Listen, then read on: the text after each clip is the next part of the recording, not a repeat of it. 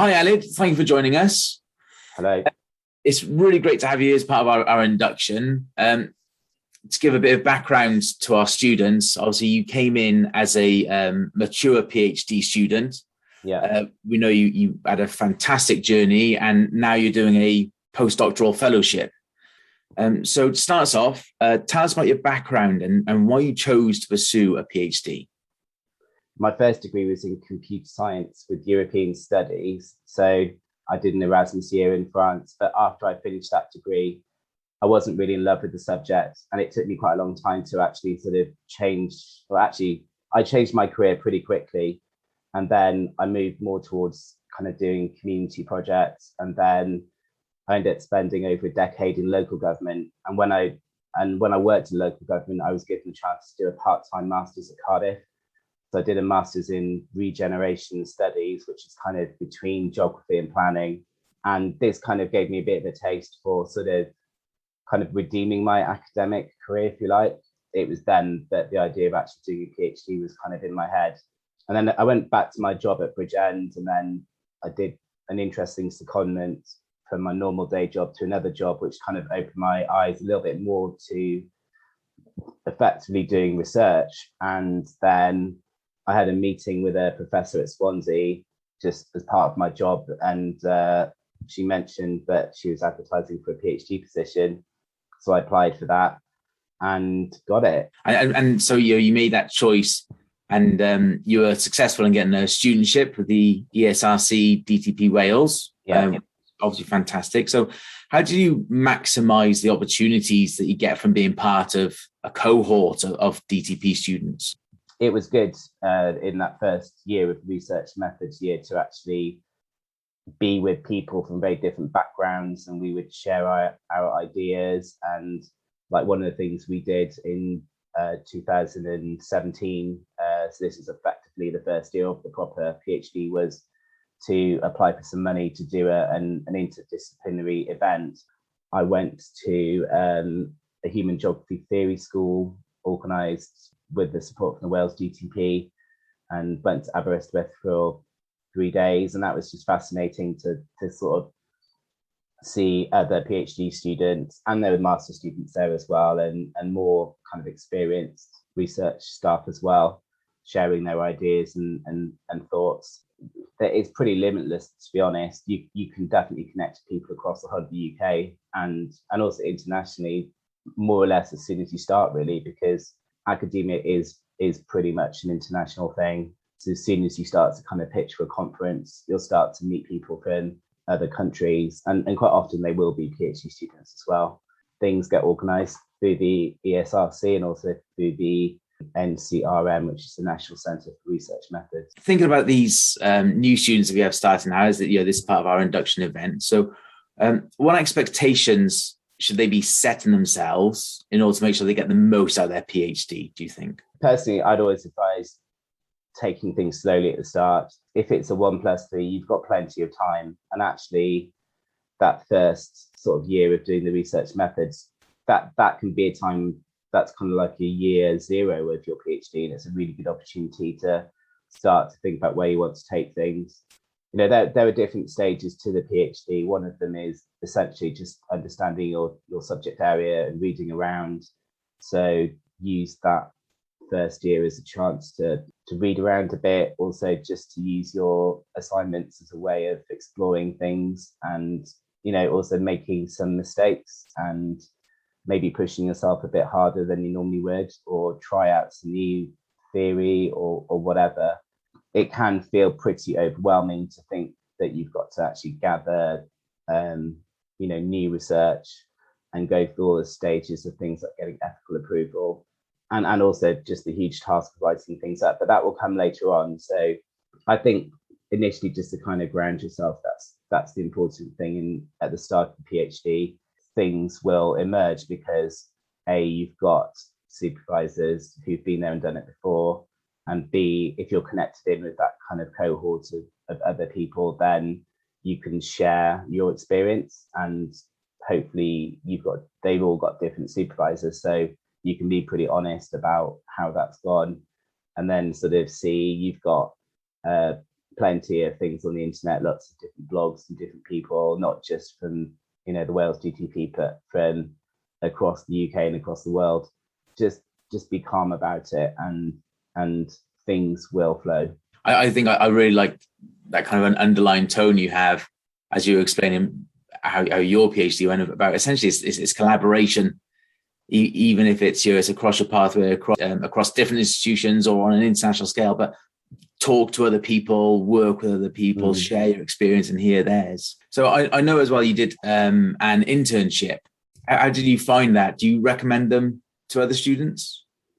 Yeah, there were quite a few emails that come through about internships with this organisation or that organisation. And initially I thought, I'm not in my 20s anymore. Do I need to go for this?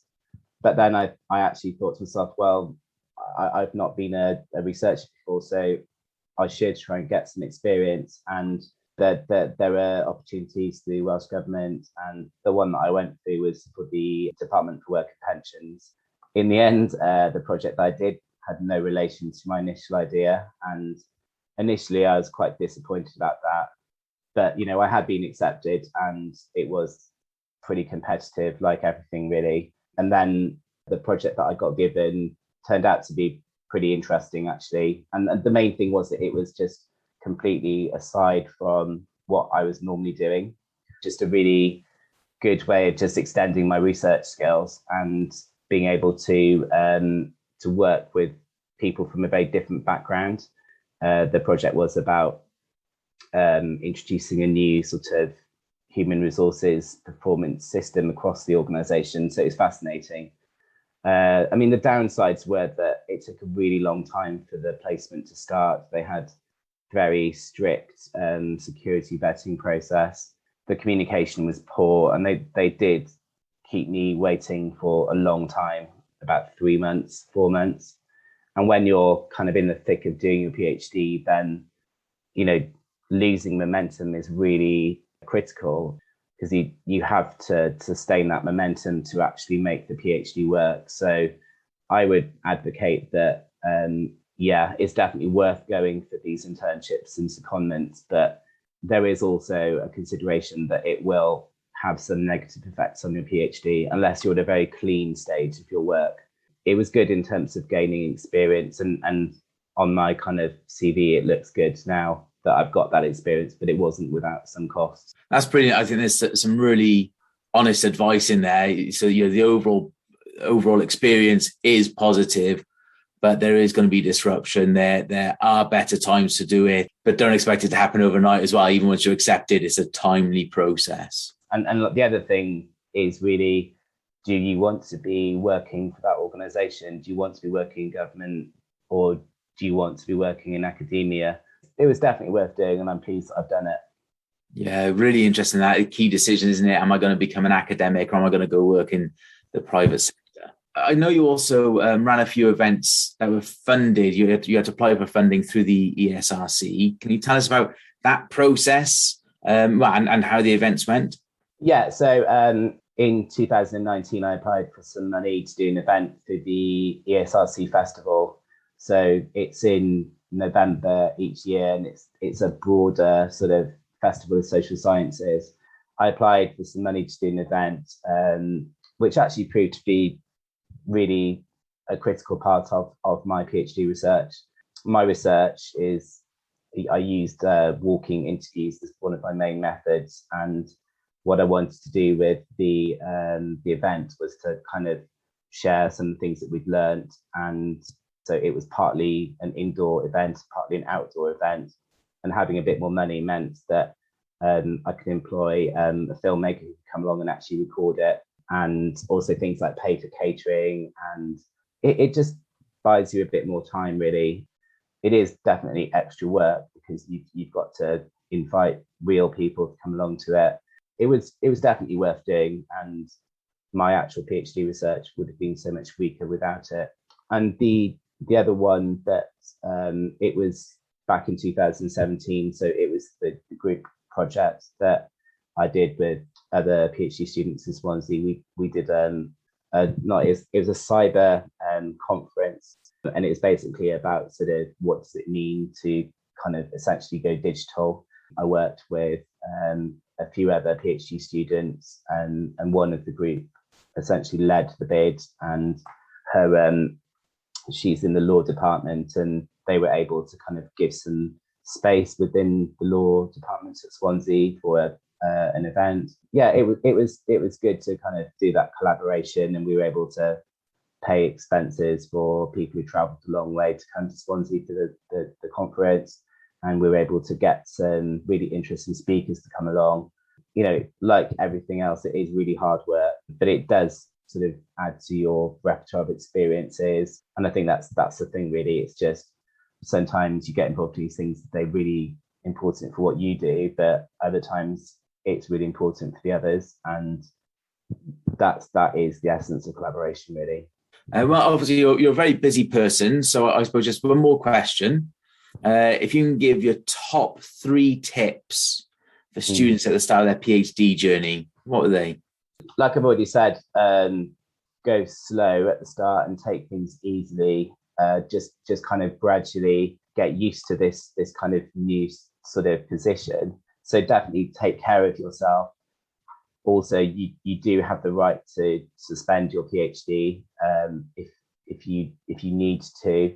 Secondly, I think go for the opportunities that come up, things like internships and things like being able to apply for money, but accept that not all of them will come off. But you get your name known, and also the feedback is really critical. And then thirdly, I think it's important to have a strategy, but also to be flexible.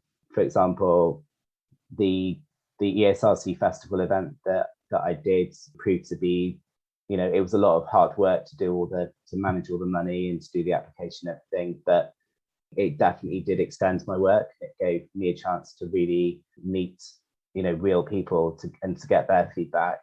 You'll end up working with people from very different disciplines, and sometimes they'll challenge your thinking. I definitely had some difficult questions at conferences which made me think, what am I doing?